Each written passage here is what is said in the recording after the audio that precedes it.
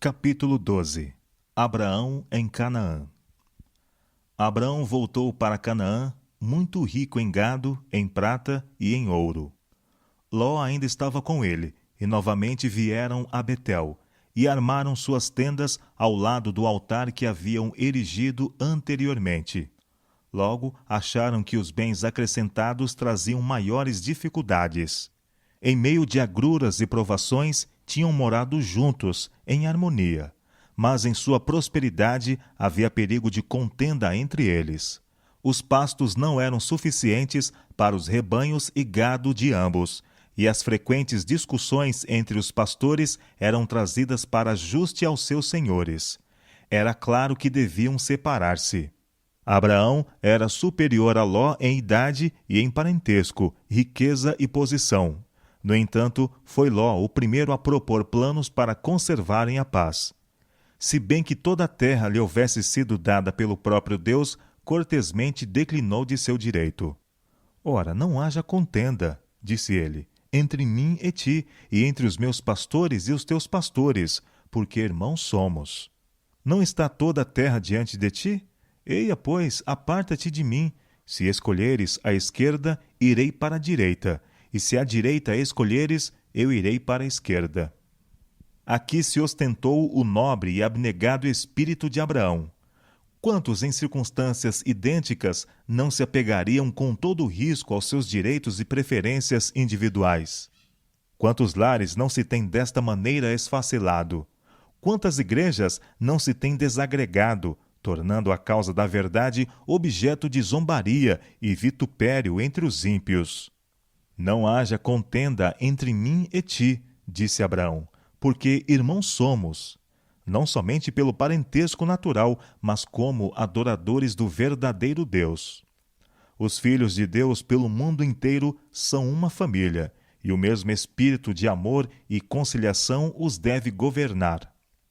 Amai-vos cordialmente uns aos outros, com amor fraternal, preferindo-vos em honra uns aos outros. É o ensino de nosso Salvador. A cultura de uma cortesia uniforme, de uma disposição para fazer aos outros conforme desejaríamos que nos fizessem, extinguiria a metade dos males da vida. O espírito de engrandecimento próprio é o espírito de Satanás. Mas o coração em que o amor de Cristo é acalentado possuirá aquela caridade que não busca o seu próprio proveito. Tal coração dará atenção ao mandado divino. Não atente cada um para o que é propriamente seu, mas cada qual também para o que é dos outros. Embora Ló devesse a prosperidade à sua conexão com Abraão, não manifestou gratidão ao seu benfeitor. A cortesia determinava que ele cedesse à escolha de Abraão, mas, em lugar disso, esforçou-se egoisticamente para tomar todas as vantagens. E levantou Ló os seus olhos, e viu toda a campina do Jordão, que era toda bem regada, e era como o jardim do Senhor, como a terra do Egito, quando se entra em Zoar. A região mais fértil de toda a Palestina era o Vale do Jordão, lembrando o paraíso perdido aos que haviam, e igualando a beleza e produtividade das planícies enriquecidas pelo Nilo, que tão recentemente haviam deixado. Havia também cidades, ricas e belas, convidando ao comércio lucrativo em seus concorridos mercados. Deslumbrado pela visão de proveitos mundanos, Ló não tomou em consideração os males morais e espirituais que ali se encontrariam. Os habitantes da planície eram grandes pecadores contra o Senhor. Mas a respeito disto, ele estava em ignorância, ou, se o sabia, não o ponderou muito.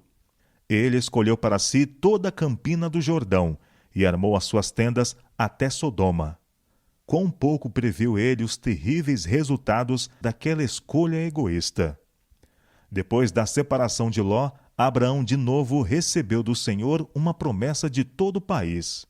Logo depois disto, ele se mudou para Hebrom, construindo sua tenda sob os carvalhos de Manre, e erigindo ao lado um altar ao Senhor. Ao ar livre daqueles planaltos, com seus bosques de oliveiras e vinhedos, com seus campos de cereais a ondearem e as vastas pastagens das colinas circunjacentes, morou ele muito contente, com sua vida simples e patriarcal, deixando a Ló o luxo perigoso do Vale de Sodoma. Abraão era honrado pelas nações circunvizinhas como um poderoso príncipe e chefe sábio e capaz. Ele não excluía de seus vizinhos a sua influência. Sua vida, bem como o caráter, em assinalado contraste com a dos adoradores de ídolos, exercia uma influência eloquente em favor da verdadeira fé. Sua fidelidade para com Deus era inabalável, enquanto sua afabilidade e beneficência inspiravam confiança e amizade, e sua grandeza sem afetação impunha respeito e honra. Sua religião não a tinha como um tesouro precioso a ser guardado ciosamente e unicamente gozado pelo seu possuidor. A verdadeira religião não pode ser assim tida, pois tal espírito é contrário aos princípios do Evangelho. Enquanto Cristo habita no coração, é impossível esconder a luz de sua presença, ou que aquela luz se enfraqueça. Ao contrário, tornar-se-á cada vez mais resplandecente, enquanto dia após dia os brilhantes raios do sol da justiça dissipam as névoas do egoísmo e do pecado que envolvem a alma. O povo de Deus são seus representantes na terra, e é seu desígnio que eles sejam luzes nas trevas morais deste mundo. Espalhados por todo o país, nas cidades, vilas e aldeias, são eles as testemunhas de Deus, os condutos pelos quais ele comunicará ao mundo incrédulo o conhecimento de sua vontade e as maravilhas de sua graça. É seu plano que todos os que são participantes da grande salvação sejam para ele missionários. A piedade dos cristãos constitui a norma pela qual os mundanos julgam o Evangelho. Provocações pacientemente suportadas, bênção recebidas com agradecimento, mansidão, bondade, misericórdia e amor manifestados habitualmente, são as luzes que resplandecem no caráter perante o mundo, revelando o contraste com as trevas que vêm do egoísmo do coração natural.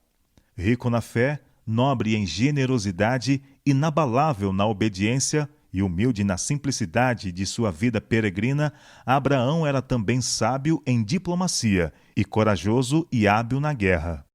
Apesar de saber-se que ele era ensinador de uma nova religião, 3 régios irmãos governantes das planícies dos amorreus, na qual ele habitava, manifestaram sua amizade, convidando-o a entrar em aliança com eles para maior segurança, pois o país estava cheio de violência e opressão. Uma ocasião logo se apresentou para ele aproveitar-se desta aliança. Quedor-Laomer, rei de Elão, tinha invadido Canaã 14 anos antes e a tornara sua tributária. Vários dos príncipes revoltaram-se agora, e o rei elamita, com 4 aliados, de novo marchou contra o país para os reduzir à submissão. 5 reis de Canaã uniram suas forças e enfrentaram os invasores no vale de Sidim, mas tão somente para serem completamente derrotados. Grande parte do exército foi trucidada, e os que escaparam fugiram para as montanhas em busca de segurança. Os vitoriosos saquearam as cidades da planície e partiram com rico despojo e muitos cativos, entre os quais se encontrava Ló com sua família. Abraão, habitando em paz nos carvalhais de Manre, soube por um dos fugitivos a história da batalha e a calamidade que sobreviera ao sobrinho. Não alimentara qualquer lembrança desagradável da ingratidão de Ló. Despertou-se toda a sua afeição por ele e decidiu que devia ser libertado. Procurando antes de tudo o conselho divino, Abraão preparou-se para a guerra. Do seu próprio acampamento, convocou 318 servos adestrados, homens ensinados no temor de Deus, no serviço de seu senhor e no uso das armas. Seus aliados, Manre, Escol e Aner, uniram-se a ele com seus grupos, e juntos partiram em perseguição dos invasores. Os elamitas e seus aliados tinham se acampado em Dan, na fronteira ao norte de Canaã. Entusiasmados pela vitória e não tendo receio de um assalto por parte de seus adversários vencidos, entregaram-se à orgia. O patriarca dividiu suas forças de modo a aproximar-se por diversas direções e veio sobre o acampamento à noite. Seu ataque, tão vigoroso e inesperado, resultou em uma rápida vitória. O rei de Elão foi morto e suas forças, tomadas de pânico, foram postas em fuga. Ló e sua família, com todos os prisioneiros e seus bens, foram recuperados, e um rico despojo caiu nas mãos dos vitoriosos. A Abraão, abaixo de Deus, foi devido o triunfo. O adorador de Jeová não somente havia prestado um grande serviço ao país, mas mostrara-se ser um homem de valor. Viu-se que a justiça não é covardia e que a religião de Abraão tornara-o corajoso ao manter o direito e defender os oprimidos. Seu heróico ato deu-lhe uma dilatada influência entre as tribos circunvizinhas. À sua volta, o rei de Sodoma saiu com seu séquito para honrar o vencedor. Rogou-lhe que tomasse os bens, pedindo tão somente que os prisioneiros fossem restituídos. Pelos usos da guerra, o despojo pertencia aos vencedores, mas Abraão não empreendera esta expedição com o intuito de lucros e recusou-se a tirar vantagem daquele que fora infeliz, estipulando apenas que seus aliados recebessem a parte a que tinham direito. Poucos, sendo submetidos a tal prova, ter-se-iam mostrado tão nobres como Abraão. Poucos teriam resistido à tentação de adquirir um despojo tão rico. Seu exemplo é uma reprovação aos espíritos egoístas e mercenários. Abraão tomava em consideração os direitos da justiça e humanidade. Sua conduta ilustra a máxima inspirada: amarás o teu próximo como a ti mesmo. Levantei minha mão ao Senhor, disse ele, o Deus Altíssimo, o possuidor dos céus e da terra, que desde um fio até a correia de um sapato não tomarei coisa alguma de tudo que é teu, para que não digas, eu enriqueci Abraão. Ele não lhes dera ocasião para pensarem que se empenhar em guerra por amor ao ganho, ou para atribuírem sua prosperidade às dádivas ou favor deles. Deus prometera abençoar Abraão, e a ele seria atribuída a glória. Outro que viera para dar as boas-vindas ao patriarca vitorioso foi Melquisedeque, rei de Salém, que trouxe pão e vinho para alimento de seu exército. Como sacerdote do Deus Altíssimo, pronunciou uma bênção sobre Abraão e deu graças ao Senhor que operara um tão grande livramento por meio de seu servo. E Abraão deu-lhe o dízimo de tudo. Abraão voltou com alegria para suas tendas e rebanhos, mas seu espírito estava perturbado por pensamentos que o incomodavam. Tinha sido um homem de paz, excluindo tanto quanto possível a inimizade e a contenda, e com horror lembrava-se das cenas de carnificina que testemunhara. Mas as nações cuja força ele havia derrotado, sem dúvida, renovariam a invasão de Canaã, e dele fariam o objeto especial de sua vingança. Envolvendo-se desta maneira em questões nacionais, quebrar-se-ia a calma pacífica de sua vida. Demais, ele não havia entrado na posse de Canaã, tampouco poderia ter esperança de um herdeiro, a quem pudesse cumprir-se a promessa. Em uma visão da noite, ouviu de novo a voz divina. Não temas, Abraão. Foram as palavras do príncipe dos príncipes. Eu sou o teu escudo, o teu grandíssimo galardão. Mas sua mente estava tão oprimida com presságios que ele não pôde então apreender a promessa com implícita confiança, como antes fazia. E como deveria cumprir-se a promessa do concerto, enquanto o dom de um filho lhe era recusado? Que me hás de dar? Disse ele, pois ando sem filhos. E eis que um nascido na minha casa será o meu herdeiro. Propôs fazer de seu fiel servo Eliezer seu filho adotivo, e herdeiro de suas posses. Mas foi-lhe assegurado que um filho dele mesmo seria o seu herdeiro. Levado para fora de sua tenda, foi-lhe dito que olhasse para as incontáveis estrelas a resplandecer nos céus. E fazendo ele isto, foram proferidas estas palavras: Assim será a tua semente.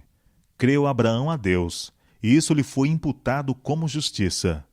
O patriarca pediu ainda algum sinal visível em confirmação de sua fé, e como prova para gerações posteriores de que os propósitos de Deus, cheio de graças para com elas, seriam cumpridos. O Senhor condescendeu em fazer um concerto com seu servo, empregando as mesmas formas que eram usuais entre os homens para a ratificação de um contrato solene. Por determinação divina, Abraão sacrificou uma bezerra, uma cabra e um carneiro, cada um de 3 anos, dividindo os corpos e pondo os pedaços a pequena distância entre si. A estes acrescentou ele uma rola e um pombinho, que, entretanto, não foram divididos. Isto feito, reverentemente passou entre as partes do sacrifício, fazendo a Deus um voto solene de perpétua obediência. Atento e perseverante, permaneceu ao lado dos corpos mortos, até baixar-se o sol, a fim de os guardar de serem contaminados ou comidos pelas aves de rapina. Aproximando-se ao pôr do sol, caiu em um profundo sono, e eis que grande espanto e grande escuridão caiu sobre ele. Ouvida a voz de Deus, ordenando-lhe que não esperasse a posse imediata da terra prometida e indicando no futuro os sofrimentos de sua posteridade antes de seu estabelecimento em Canaã.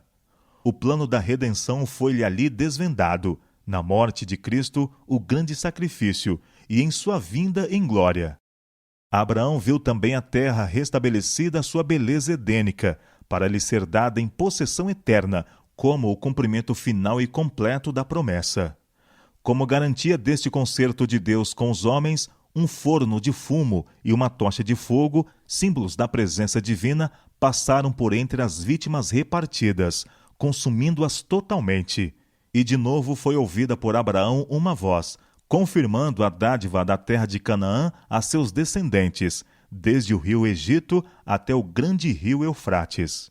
Quando Abraão tinha estado quase 25 anos em Canaã, o Senhor lhe apareceu e lhe disse: Eu sou o Deus Todo-Poderoso. Anda em minha presença e sê perfeito. Com temor reverente, o patriarca prostrou-se, rosto em terra, e a mensagem continuou: Eis o meu concerto contigo e serás o pai de uma multidão de nações. Em sinal do cumprimento deste concerto, seu nome, que até ali era Abrão, foi mudado para Abraão, que significa pai de uma multidão. O nome de Sarai tornou-se Sara, princesa, porque disse a voz divina: será mãe das nações, reis de povos sairão dela. Nesta ocasião, o rito da circuncisão foi dado a Abraão, como selo da justiça da fé quando estava na incircuncisão. Deveria ser observado pelo patriarca e seus descendentes como sinal de que eram dedicados ao serviço de Deus e assim separados dos idólatras, e de que Deus os aceitava como seu tesouro particular. Por meio deste rito, comprometiam-se a satisfazer, por sua parte, as condições do concerto feito com Abraão. Não deveriam contrair matrimônio com gentios, pois assim fazendo, perderiam sua reverência para com Deus e sua santa lei. Seriam tentados a entregar-se às práticas pecaminosas de outras nações e seduzidos à idolatria. Deus conferiu grande honra a Abraão. Anjos do céu andavam e falavam com ele como faz um amigo a outro. Quando os juízos estavam para cair sobre Sodoma, esse fato não lhe foi oculto, e ele se tornou intercessor junto a Deus pelos pecadores. Sua entrevista com os anjos apresenta também um belo exemplo de hospitalidade. Na hora de maior calor de um dia estival, o patriarca estava assentado à porta de sua tenda, olhando para a silenciosa paisagem, quando viu à distância 3 viajantes aproximando-se. Antes que chegassem à sua tenda, os estranhos pararam, como que consultando a respeito de seu caminho. Sem esperar que pedissem qualquer favor, Abraão levantou-se rápido, e quando aparentemente estava a tomar outra direção, foi apressado após ele, e com maior cortesia insistiu que o honrassem, detendo-se um pouco para uma merenda. Com as próprias mãos, trouxe água para que lavassem de seus pés o pó da viagem. Ele mesmo escolheu o alimento, e enquanto estavam a descansar à fresca sombra, preparou-se a refeição, e respeitosamente permaneceu-lhes ao lado, enquanto participavam de sua hospitalidade. Este ato de cortesia Deus considerou de importância suficiente para registrar-se em sua palavra, e 1000 anos mais tarde foi-lhe feita referência por um apóstolo inspirado. Não vos esqueçais da hospitalidade, porque por ela alguns, não sabendo, hospedaram anjos. Abraão vira em seus hóspedes apenas 3 viajantes cansados, mal supondo que entre eles estava um, a quem poderia adorar sem pecado. Mas o verdadeiro caráter dos mensageiros celestiais foi agora revelado. Se bem que estivessem a caminho como ministros da ira, contudo, a Abraão, o homem da fé, falaram a princípio de bênçãos. Posto que Deus seja estrito em notar a iniquidade e em punir a transgressão, não tem prazer na vingança. A obra de destruição é uma estranha obra para aquele que é infinito em amor. O segredo do Senhor é para os que o temem. Abraão tinha sido honrado a Deus, e o Senhor o honrou, dando-lhe parte em seus conselhos e revelando-lhe seus propósitos. Ocultarei eu a Abraão o que faço? Disse o Senhor. O clamor de Sodoma e Gomorra se tem multiplicado, e porquanto o seu pecado se tem agravado muito, descerei agora, e verei se com efeito tem praticado segundo este clamor, que é vindo até mim, e se não, sabê-lo-ei. O Senhor bem sabia a medida do delito de Sodoma. Exprimiu-se, porém, segundo a maneira dos homens, para que a justiça de seu trato pudesse ser compreendida. Antes de trazer o juízo sobre os transgressores, ele próprio iria proceder a um exame de sua conduta. Se não houvessem passado os limites da misericórdia divina, conceder-lhes-ia tempo para se arrependerem. 2 dos mensageiros celestes partiram, deixando Abraão só com aquele que agora soube ser o Filho de Deus. E o homem de fé pleiteou pelos habitantes de Sodoma. Uma vez ele os salvara com a espada, agora se esforçava por salvá-los pela oração. Ló e sua casa ainda eram moradores ali, e o abnegado amor que prontificara Abraão para os livrar dos elamitas procurava agora salvá-los da calamidade dos juízos divinos, se tal fosse a vontade de Deus. Com profunda reverência e humildade, insistiu em seu pedido. Eis que agora me atrevi a falar ao Senhor, ainda que sou pó e cinza. Não havia qualquer confiança em si próprio, nem jactância pela sua justiça.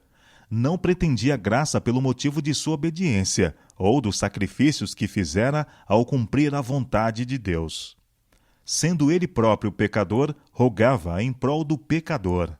Tal espírito devem possuir todos os que se aproximam de Deus. Abraão manifestava, contudo, a confiança de uma criança a rogar a seu pai amado.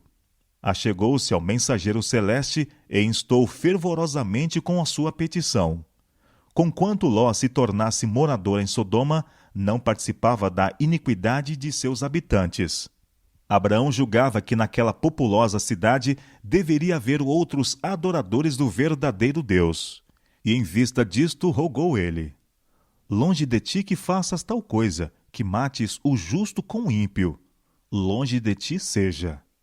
Não faria justiça o juiz de toda a terra? Abraão não pediu simplesmente uma vez, mas muitas vezes. Tornando-se mais ousado ao serem satisfeitos os seus pedidos, continuou até obter certeza de que, se mesmo 10 pessoas justas pudessem achar-se nela, a cidade seria poupada. O amor pelas almas que pereciam inspirava a oração de Abraão. Ao mesmo tempo em que lhe repugnavam os pecadores daquela cidade corrupta, desejava que os pecadores pudessem salvar-se. Seu profundo interesse por Sodoma mostra a ansiedade que devemos experimentar pelos impenitentes. Devemos alimentar ódio ao pecado, mas piedade e amor para com o pecador. Em redor de nós existem almas que descem à ruína, tão irremediável, tão terrível como aquela que recaiu sobre Sodoma. Cada dia, o tempo de graça de alguém se encerra. Cada hora, alguns passam para além do alcance da misericórdia. E onde estão as vozes de aviso e rogo, mandando o pecador fugir desta condenação terrível? Onde estão as mãos estendidas para o fazer retroceder do caminho da morte? Onde estão os que com humildade e fé perseverante intercedem junto a Deus por ele? O espírito de Abraão era o espírito de Cristo. O Filho de Deus é o grande intercessor em favor do pecador. Aquele que pagou o preço pela redenção da alma humana sabe o valor de uma alma. Com tal antagonismo ao mal, que unicamente pode existir em uma natureza imaculada e pura, Cristo manifestou para com o pecador um amor que apenas a infinita bondade poderia conceder. Nas agonias da crucifixão, ele próprio, sobrecarregado com o peso medonho dos pecados do mundo inteiro, orou por aqueles que o aviltavam e assassinavam. Pai, perdoa-lhes, porque não sabem o que fazem. De Abraão está escrito que foi chamado o amigo de Deus, pai de todos os que creem. O testemunho de Deus com relação a este fiel patriarca é: Abraão obedeceu a minha voz e guardou o meu mandado, os meus preceitos, os meus estatutos e as minhas leis. E outra vez, eu o tenho conhecido, porque ele há de ordenar a seus filhos e a sua casa depois dele, para que guardem o caminho do Senhor, para obrarem com justiça e juízo, para que o Senhor faça vir sobre Abraão o que acerca dele tem falado. Alta honra aquela a quem Abraão foi chamado, para ser o pai do povo que durante séculos foram os guardadores e preservadores da verdade de Deus para o mundo. Sim, daquele povo por meio do qual todas as nações da terra serão benditas no advento do Messias prometido. Mas aquele que chamou o patriarca julgou-o digno. É Deus quem fala. Aquele que de longe compreende os pensamentos e dos homens faz justa apreciação diz: eu o tenho conhecido.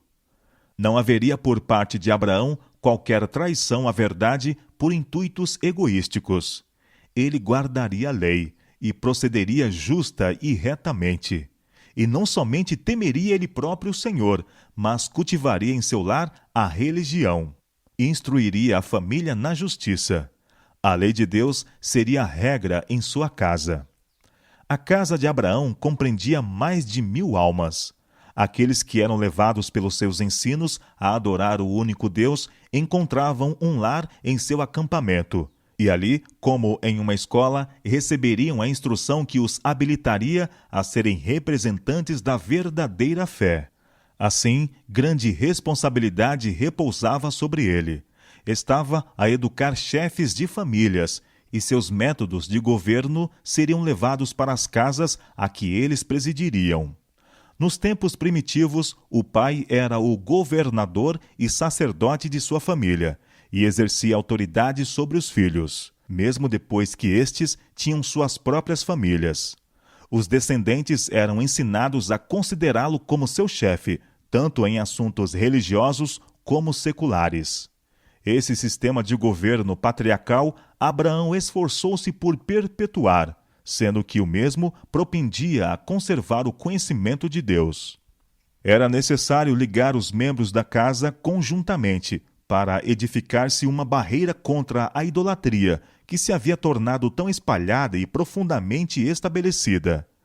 Abraão procurou por todos os meios ao seu alcance guardar os domésticos de seu acampamento de se misturarem com os gentios e de testemunharem suas práticas idolátricas, pois sabia que a familiaridade com os maus corromperia insensivelmente os princípios. O máximo cuidado foi exercido para excluir toda forma de religião falsa e impressionar o espírito com a majestade e glória do Deus vivo, como o verdadeiro objeto de culto. Foi uma sábia disposição que o próprio Deus tomara, a de separar seu povo, tanto quanto possível, da ligação com os gentios, fazendo do mesmo um povo que habitasse só e que não fosse contado entre as nações. Ele havia separado Abraão de sua parentela idólatra, para que o patriarca pudesse ensinar e educar a família, afastados das influências sedutoras que o cercariam na Mesopotâmia, e para que a verdadeira fé pudesse ser preservada em sua pureza pelos descendentes, de geração em geração. A afeição de Abraão para com seus filhos e sua casa levou-o a guardar a fé religiosa dos mesmos, a comunicar-lhes o conhecimento dos estatutos divinos como o legado mais precioso que ele lhes poderia transmitir, e por meio deles ao mundo. A todos se ensinava que estavam sob o governo do Deus do céu. Não deveria haver opressão por parte dos pais, nem desobediência por parte dos filhos. A lei de Deus havia indicado a cada um os seus deveres, e apenas na obediência a ela poderia alguém conseguir felicidade e prosperidade. Seu próprio exemplo, a influência silenciosa de sua vida diária, era uma lição constante. A persistente integridade, a beneficência e cortesia abnegada, que haviam conquistado a admiração dos reis, eram ostentadas em seu lar. Havia uma fragrância em torno de sua vida, uma nobreza e formosura de caráter, que revelavam a todos que ele estava em ligação com o céu. Ele não negligenciava a alma do mais humilde servo. Em sua casa não havia uma lei para o senhor e outra para o servo. Um rege o caminho para o rico e outro para o pobre. Todos eram tratados com justiça e compaixão, como herdeiros com ele da graça da vida. Ele há de ordenar a sua casa. Não haveria uma negligência pecaminosa em restringir as más propensões de seus filhos, tampouco qualquer favoritismo fraco, imprudente, condescendente, nem renúncia à sua convicção do dever ante as exigências de uma afeição mal entendida. Abraão não somente dava a instrução exata, mas mantinha a autoridade de leis justas e retas. Quão poucos há em nossos dias que seguem este exemplo. Por parte de muitos pais, há um sentimentalismo cego e egoísta, impropriamente chamado amor, que se manifesta deixando-se as crianças, com o juízo ainda por formar-se e as paixões indisciplinadas, à direção de sua própria vontade. Isto é a máxima crueldade para com a juventude e grande mal ao mundo. A condescendência por parte dos pais ocasiona desordem nas famílias e na sociedade. Confirma no jovem o desejo de seguir a inclinação em vez de se submeter aos mandamentos divinos. Assim crescem com um coração adverso a fazer a vontade de Deus e transmitem o espírito irreligioso e insubordinado a seus filhos e filhos de seus filhos. Como Abraão, devem os pais ordenar suas casas depois deles. Que a obediência à autoridade paterna seja ensinada e imposta como primeiro passo na obediência à autoridade de Deus. A pouca estima em que a lei de Deus é tida, mesmo pelos dirigentes religiosos, tem sido prolífica de grandes males. O ensino que se tornou tão espalhado de que os estatutos divinos não mais vigoram para os homens é o mesmo que a idolatria em seu efeito sobre a moral do povo. Aqueles que procuram diminuir as reivindicações da santa lei de Deus estão ferindo diretamente o fundamento do governo das famílias e nações. Pais religiosos que deixam de andar em seus estatutos não ordenam sua casa de modo a observarem o caminho do Senhor. Não se faz da lei de Deus a regra da vida. Os filhos, ao constituírem lar, não se sentem na obrigação de ensinar a seus filhos aquilo que eles mesmos nunca foram ensinados. E esta é a razão por que há tantas famílias sem Deus. É a razão por que a depravação é tão profunda e espalhada. Antes que os próprios pais andem na lei do Senhor com coração perfeito, não estarão preparados para ordenar a seus filhos depois deles. Necessita-se de uma reforma neste sentido, reforma que seja profunda e extensa. Os pais necessitam de reformar-se, ministros o necessitam. Necessitam de Deus em suas casas. Se desejam ver um estado de coisas diverso, devem proporcionar a palavra de Deus às suas famílias e dela fazer seu conselheiro. Devem ensinar aos filhos que ela é a voz de Deus a eles dirigidas e que lhe devem obedecer implicitamente. Devem pacientemente instruir seus filhos, amável e incansavelmente ensinar-lhes como viver de modo a agradar a Deus. Os filhos de tal casa estão preparados para enfrentar os sofismas da incredulidade. aceitaram a Bíblia como a base de sua fé e têm um fundamento que não pode ser varrido pela maré invasora do ceticismo. Em muitos lares, a oração é negligenciada. Os pais entendem que não possuem tempo para o culto da manhã e da noite.